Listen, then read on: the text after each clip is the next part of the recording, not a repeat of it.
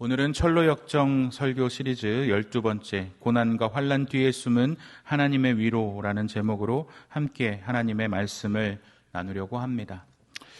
수십 년간 한 분야에 종사하면서 부단한 열정과 노력으로 달인의 경지에 오르게 된 사람들, 이 사람들의 삶의 스토리와 리얼리티가 담겨져 있는 프로그램이 바로 보고 있는 생활의 달인이라는 프로그램입니다. 찾아서 보는 프로그램은 아니지만 돌리다가 보고 나오고 있으면 집중해서 보게 되는 프로그램인 것 같습니다. 이 생활의 달인 프로그램을 보다 보면 소위 달인들이 나오게 되는데 이분들의 공통점이 있더라고요. 어떤 공통점이냐면 보다 쉽게, 보다 편하게, 보다 빠르게 연구하다 보니까 어느 순간 나는 달인이 되었노라 라고 고백하더라고요. 그러니까 남들과 똑같은 일을 하는데 똑같은 일을 하는 사람 모두가 다 달인이 되는 것은 아니고 남들보다 이렇게 하면 조금 더 편하게 할 수 있을 것 같은데 이렇게 하면 좀 더 빨리 할 수 있을 것 같은데 이렇게 하면 좀 더 편한 동작으로 할 수 있을 것 같은데 라고 연구하면서 부단한 노력을 한 사람이 달인이라는 칭호를 받게 되는 것 같고요. 이 사람들은 남들보다 1.5배나 2배의 더 돈을 많이 받게 되고 더 대우를 받게 되는 것이죠. 보통 달인들만 이런 마음을 갖고 있는 것은 아닙니다. 인간은 긍정적으로 발달하고 개발되기 마련입니다. 어떻게 하면 조금 더 편하게, 어떻게 하면 좀 더 빨리, 어떻게 하면 좀 더 효율적으로 할 수 있지 않을까 생각하는 존재라는 거죠. 저도 그런 존재인 것 같습니다. 좀 우습지만 저는 우만동에서 출근을 하거든요. 우만동에서 출근할 때 저는 새벽에 몇 차로에서 몇 킬로의 속도를 달려야 이 종합운동장 앞 사거리에 신호가 안 걸리는지를 파악을 했습니다.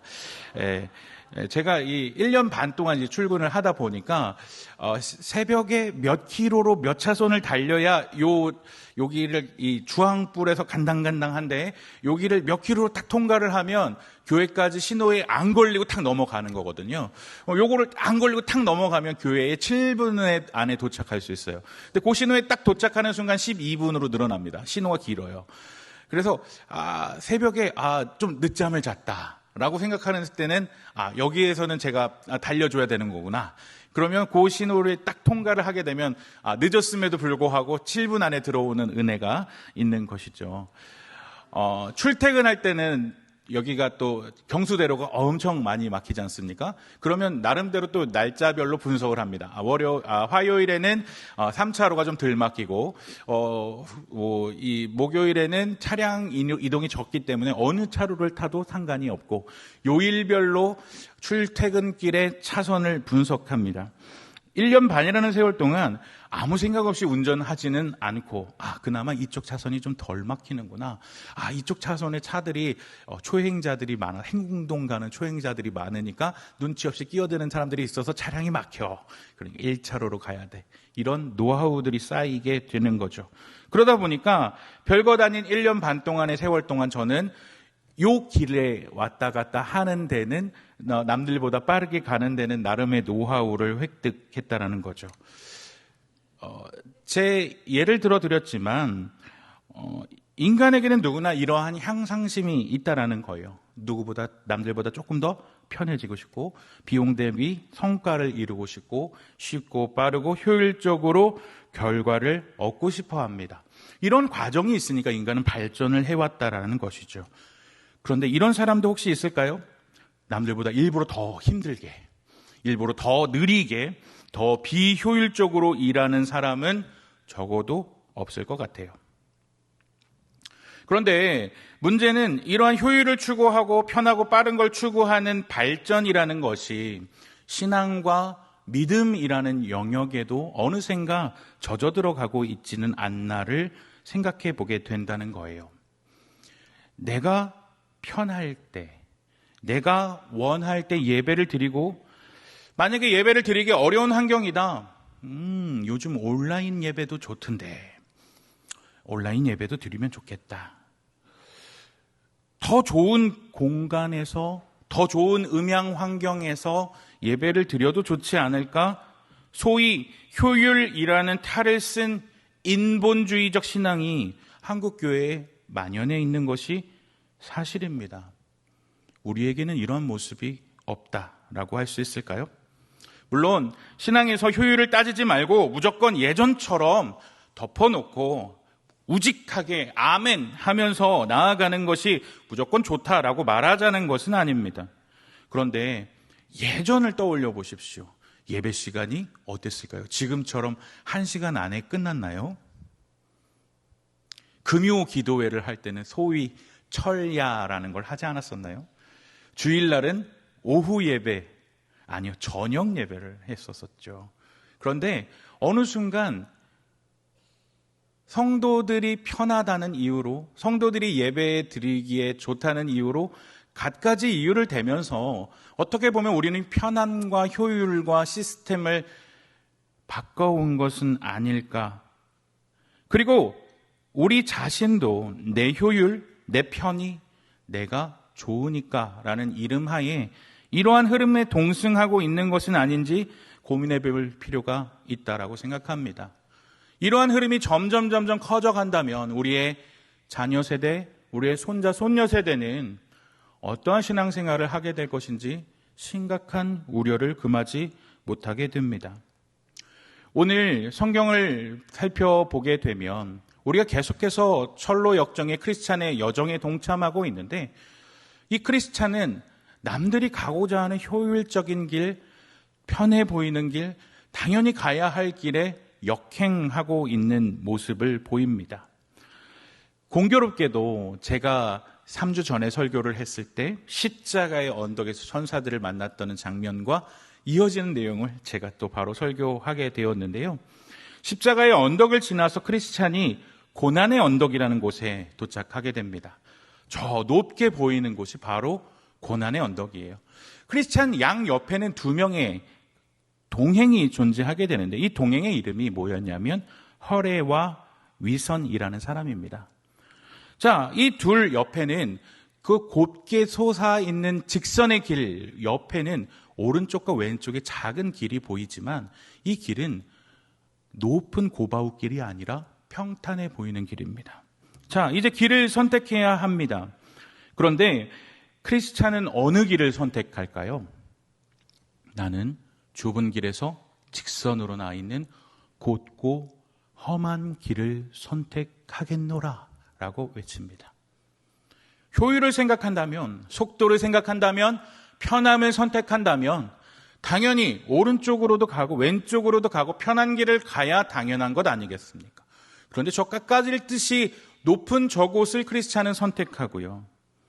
반면에 허레와 위선은 오른쪽과 왼쪽 길을 선택합니다. 여기서 이 허레라는 것은 영어로 포멀리스트라고 써 있는데, 이 포멀리스트는 형식주의자입니다.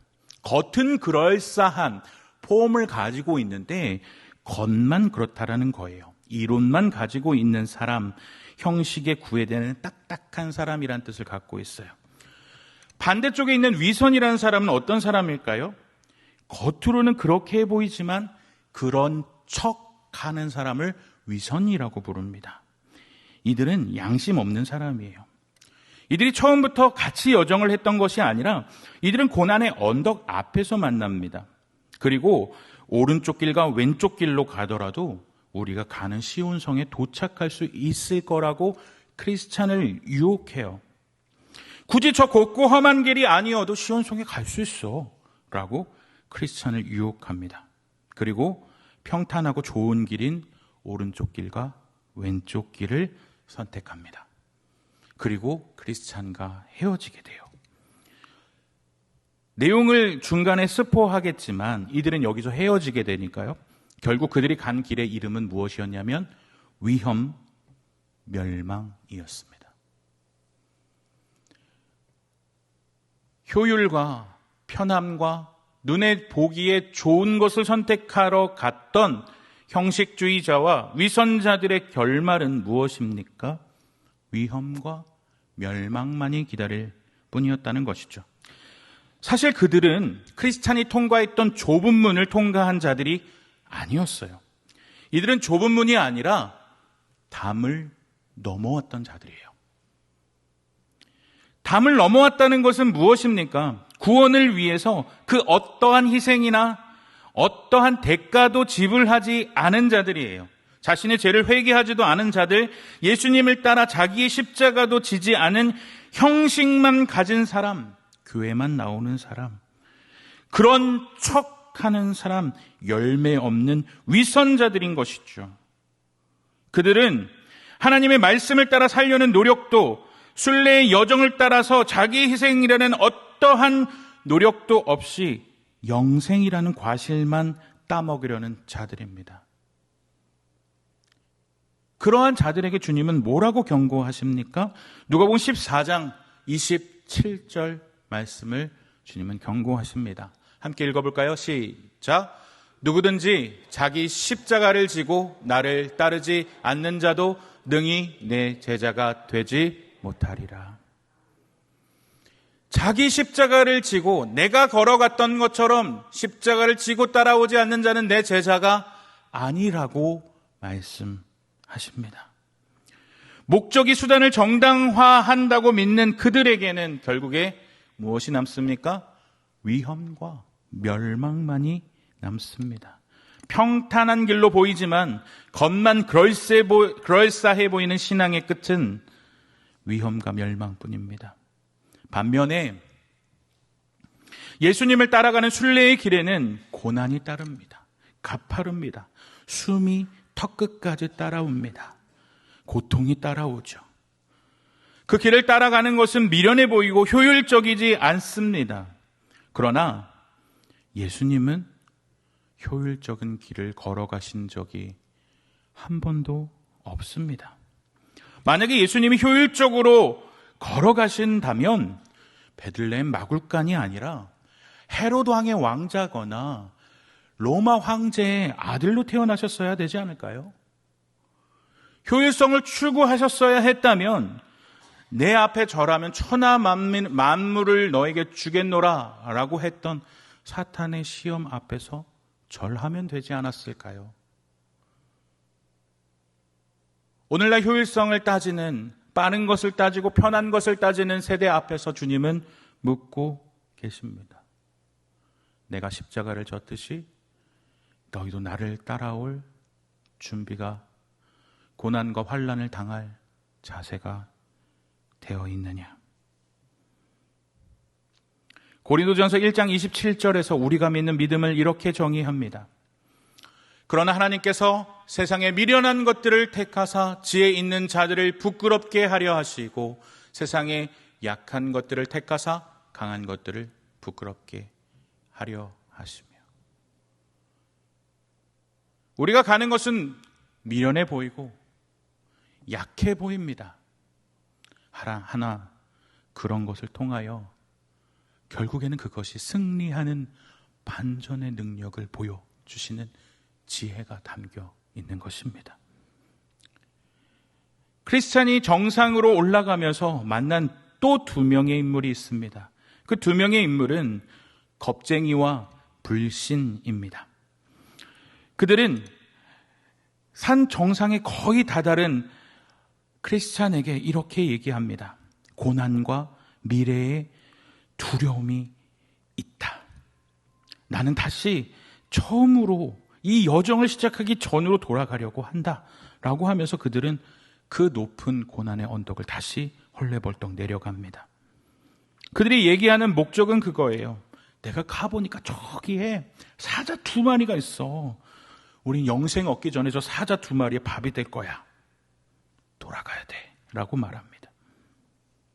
잠언 26장 13절에서는 이렇게 말합니다. 게으른 자는 길에 사자가 있다, 거리에 사자가 있다 하느니라.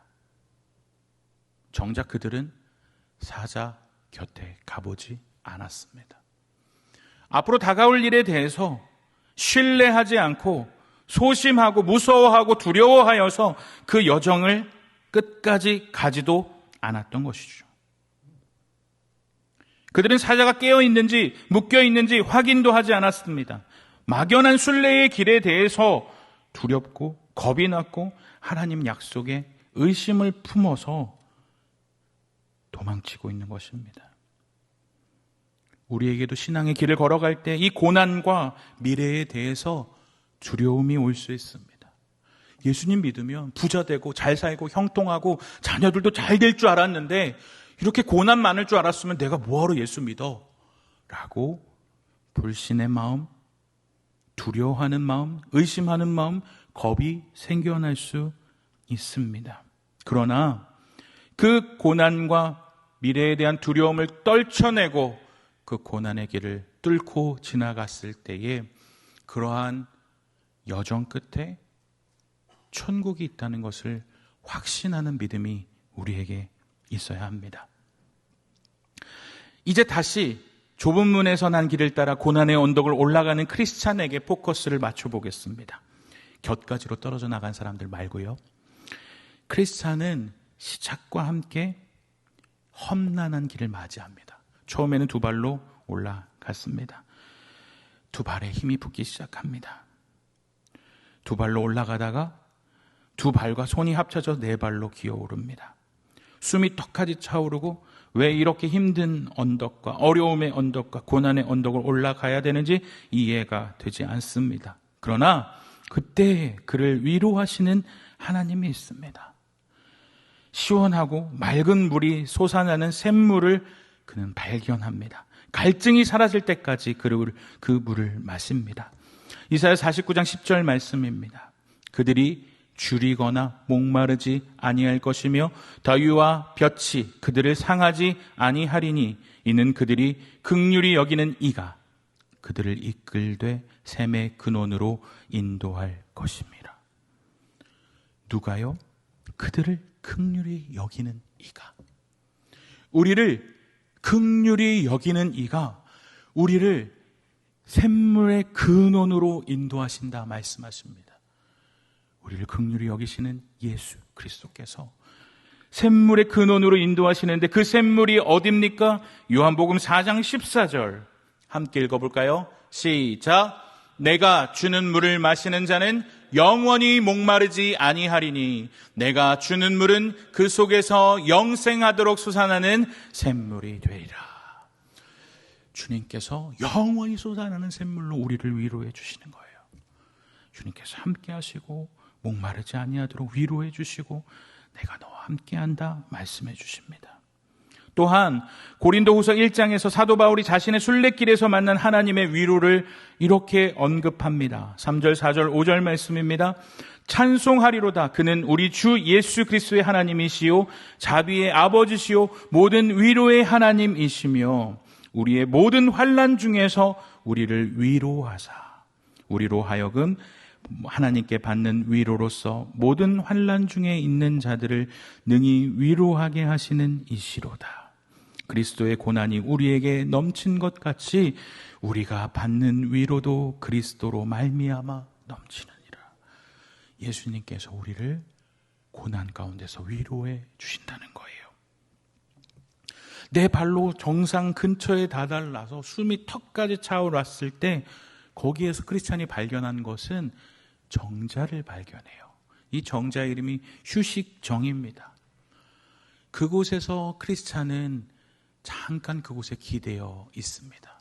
그리고 자꾸 마음이 연약해지는 그 사람이 그때에 두루마기를 꺼내서 그 두루마리에 있는 하나님의 말씀을 읽습니다.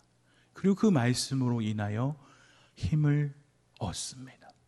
하나님께서는 순례의 여정을 떠나는 이에게 말씀으로 위로해 주시고 새 힘을 공급해 주십니다. 고린도후서 1장에서는 고난과 환난이라는 단어가 총 6번 등장해요. 순례의 삶을 살아가는 자들에게 그만큼 고난과 환난이 따라온다는 말이겠죠. 그런데 이 고난과 환난이라는 말보다 더 많이 등장하는 단어가 있어요. 한번 잘 보시겠습니까? 어떤 단어가 많이 등장하죠? 위로라는 단어예요. 몇 번이 등장하냐면 10번이 등장합니다. 고난과 환난보다 순례의 길에서 고난과 환난을 피할 수는 없지만 그 고난과 환난을 뛰어넘는 하나님의 위로가 너희들과 함께 있을 거다라고 말하는 것이죠. 사도 바울이 그 산 증인 아닙니까? 하나님을 향해서 복음을 전할 때 얼마나 많은 고난과 환난을 당했습니까? 그런데 그는 그것보다 더 뛰어난 위로를 받았고 자신의 영적인 아들과 같이 여기던 자들에게, 자기가 개척했던 그 교회들에게 이렇게 얘기하는 거예요. 그 고난과 환난을 뛰어넘는 그 위로가 너희들에게도 있을 거야. 그러니까 고난과 환난을 당해도 포기하지 말고 다른 곳에 눈 돌리지 말고 하나님을 따라가라 라고 말하는 것입니다. 고린도서 10장 13절에 이렇게 말합니다. 사람이 감당할 시험 밖에는 너희가 당한 것이 없나니 오직 하나님은 미쁘사 너희가 감당하지 못할 시험 당함을 허락하지 아니하시고 시험 당할 즈음에 또한 피할 길을 내사 너희로 능히 감당하게 하시느니라. 하나님께서는 위로하실 뿐 아니라 감당할 힘도 내시고 피할 길도 주십니다. 결론적으로 우리가 가는 길은 우리가 혼자 가는 길이 아닙니다. 주님이 먼저 걸어가셨던 길이고 주님께서 보내신 성령께서 지금 우리와 함께 걸어가시는 길입니다. 예수님을 통해서 위로하고 계시는 길입니다. 인생의 헐떡고개를 걸어가면서 주님을 원망하고 계십니까? 하나님, 왜 이렇게 나에게 힘든 일을 주십니까?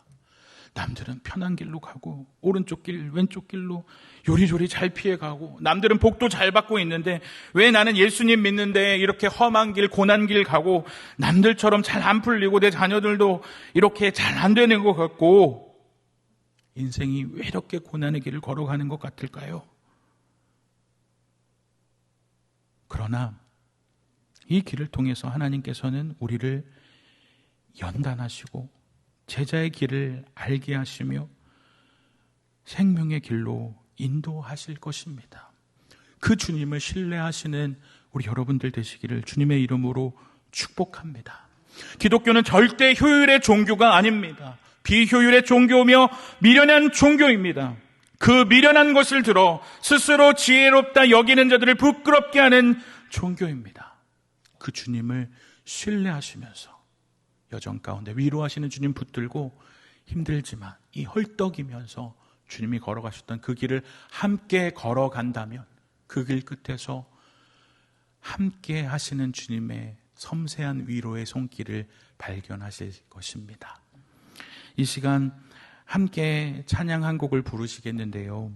오늘 말씀을 놓고 이 찬양을 쓰지 않았을까 생각되는 찬양이에요. 비바람이 앞길을 막아도 나는 가리 주의 길을 가리. 눈보라가 앞길을 가려도 나는 가리 주의 길을 가리. 이 길은 영광의 길, 이 길은 승리의 길. 나를 구원하신 주님이 십자가 지고 가신 길. 나는 가리라 주의 길을 가리라. 주님 발자취 따라 나는 가리라. 이 찬양인데요. 잘 모르시는 찬양이어도 제가 불러드릴게요. 눈을 감고 내가 순례의 길을 걸어가는 크리스찬이다 생각하시면서 나도 크리스찬처럼 고난과 환난이 있더라도 위로하시는 주님의 그 샘물과 휴식을 기대하면서 나도 그 길을 걸어가겠다 다짐하면서 찬양을 함께 불러주셨으면 좋겠습니다.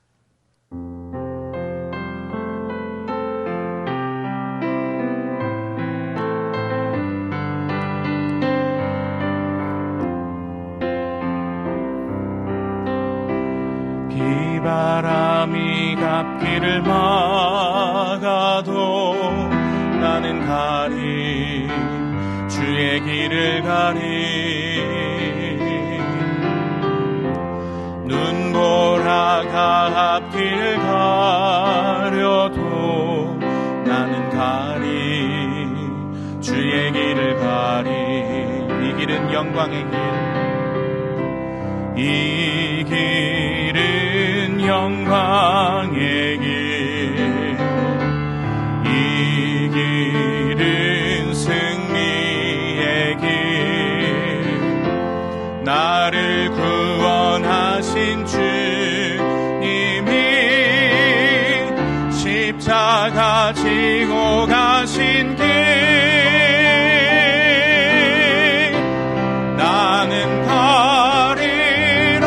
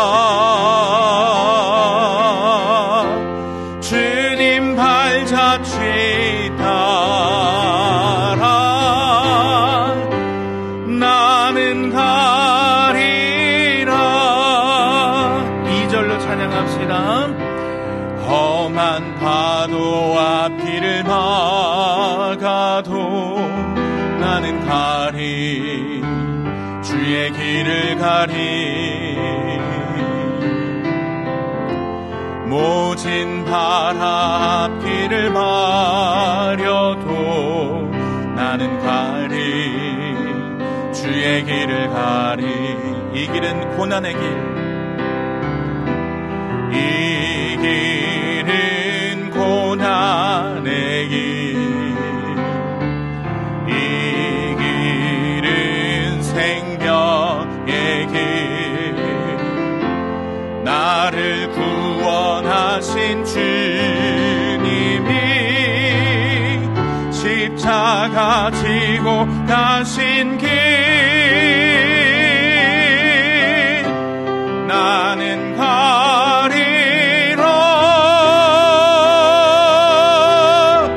주의 길을 가리라. 주님 발자취 따라 나는 가리라. 나는 가리라.